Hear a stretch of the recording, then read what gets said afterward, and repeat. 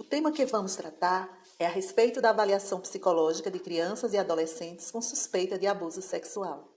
Falaremos sobre sua definição, ou seja, qual é o seu conceito. Abordaremos também sobre os impactos sociais e psicológicos do abuso sexual em crianças e adolescentes. E, por último, trataremos como a avaliação psicológica é utilizada no contexto jurídico, principalmente no contexto forense, quais os principais instrumentos usados e qual o papel do psicólogo. Para começar, podemos definir o abuso sexual como toda atividade em que o perpetrador busca sua satisfação sexual no contato com a criança ou adolescente. Esse tipo de contato pode ser o próprio ato sexual ou até mesmo a simples exposição e produção de conteúdos pornográficos. Então, não é somente o ato sexual em si, mas também qualquer ato que expõe a criança ou adolescente a situações constrangedoras, o simples toque em partes íntimas, mesmo que a criança ou adolescente consinta, é um abuso sexual. Outra coisa são comuns ameaças à sedução do menor e até mesmo o uso de violência, seja ela física ou verbal. O abuso sexual é, em primeiro lugar, uma violação dos direitos humanos, pois viola a dignidade da pessoa humana, que também é um dos fundamentos da Constituição Federal de 1988, positivada no inciso 3º do artigo 1º.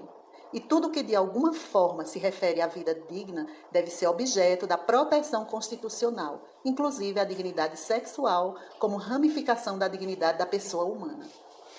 Além do mais, o abuso sexual pode desencadear vários sintomas emocionais, comportamentais, sociais, cognitivos e físicos nessa criança ou adolescente, como veremos.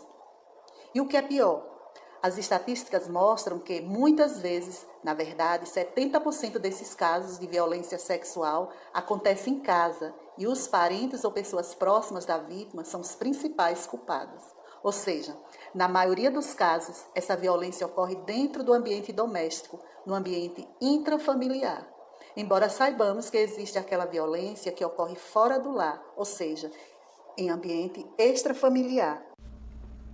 Quais os transtornos e outras alterações causadas pelo abuso sexual? De acordo com as pesquisas, podemos relacionar os seguintes problemas: transtorno de estresse pós-traumático, quadros depressivos, transtornos de ansiedade, alimentares e dissociativo, déficit de atenção, hiperatividade, enurese, que é a perda involuntária de urina durante o sono, encoprese, que é a dificuldade de defecação. Outros estudos também apontam possibilidade do desenvolvimento de uma personalidade borderline. Encontramos também outras alterações, tais como alterações comportamentais, que estão envolvidas na sua conduta hipersexualizada, adição de drogas, hipocondria, timidez, impulsividade, fugas do lar, furtos, isolamento social, bloqueios, mudanças nos padrões de sono e alimentação, pesadelos, agressividade, desconfiança, automutilação e até tentativas de suicídio. Percebemos algumas alterações cognitivas, como a baixa concentração e atenção, a dissociação, refúgio na fantasia, baixo rendimento escolar e crenças distorcidas. Falando das alterações emocionais, podem vir sentimentos de medo, vergonha, culpa, ansiedade, tristeza, raiva, irritabilidade e baixa autoestima. Os sintomas físicos estão relacionados com hematomas e traumas nas regiões oral, genital e retal. Também coceira e sequelas nessas áreas. Doenças sexualmente transmissíveis, gravidez, doenças psicossomáticas e desconforto em relação ao seu corpo.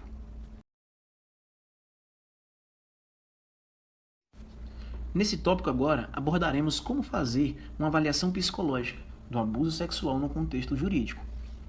Ficou bem claro, tendo em vista a complexidade do caso, e por se tratar de um crime previsto em lei, a avaliação psicológica ela é extremamente importante devido à própria vulnerabilidade da vítima, sendo uma importante aliada ao poder judiciário. O abuso sexual ele mexe com tabus, valores e regras, despertando um interesse geral na sociedade. Assim, todo cidadão que obtiver conhecimento de um fato dessa natureza, ele tem o dever legal de comunicá-lo às autoridades competentes, inclusive o próprio psicólogo, em qualquer contexto que ele exerça a sua função, independente da demanda que originou sua prestação de serviço. Se ele estiver diante de um caso de abuso sexual de um menor, tem por dever comunicar às autoridades competentes para a investigação, principalmente ao Conselho Tutelar.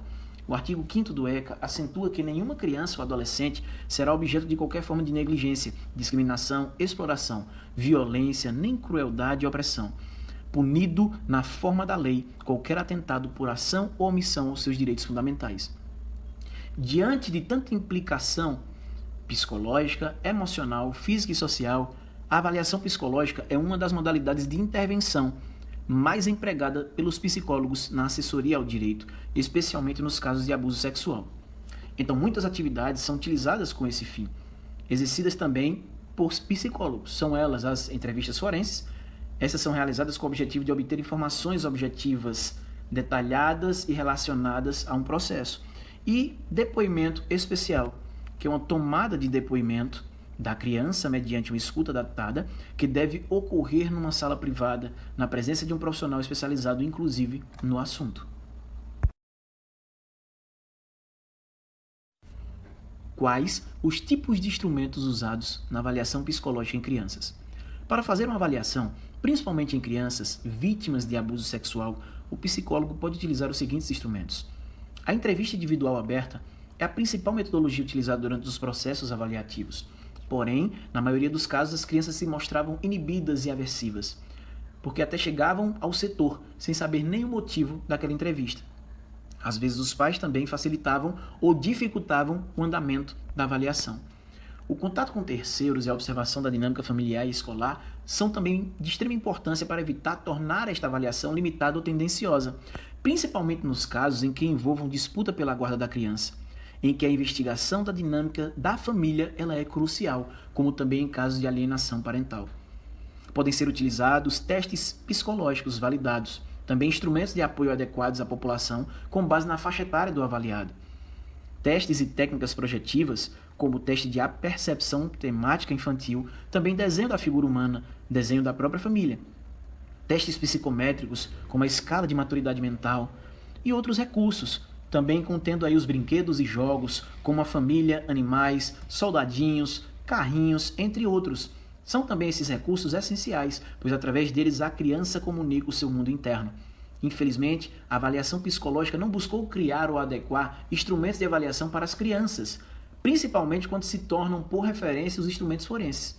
Então, o que nós temos é que uma adaptação desses instrumentos validados, eles vão nos ajudar a avaliar outros construtos, como níveis de estresse e de ansiedade, a cognição e a aprendizagem, entre outros. Como podemos perceber, a avaliação psicológica no contexto forense, tendo em vista o abuso sexual de crianças e adolescentes, tem se tornado um braço forte do sistema judiciário para a aplicação da lei. No entanto, é de fundamental importância que o perito psicólogo seja um profissional qualificado para esse trabalho, a fim de que a justiça seja feita. Nesse sentido, através de um trabalho conjunto, multiprofissional, nem o inocente pagará pelo que não fez e nem o culpado ficará impune. É a justiça sendo feita no pleno sentido da palavra. Por outro lado, como se trata de uma avaliação realizada com um público que se encontra ainda numa fase de desenvolvimento, o psicólogo deve ter toda uma expertise. Portanto, ele deve ter conhecimento sobre o desenvolvimento humano, com todas as suas peculiaridades, como também deve ser capaz de identificar o fenômeno da violência em todas as suas manifestações e das implicações legais desse fato. E no exercício da sua função, considerar a utilização de vários instrumentos para a apuração do delito em questão, incluindo o dever, o qual é inerente a todo cidadão, de denunciar às autoridades competentes qualquer suspeita de abuso sexual contra um menor de idade.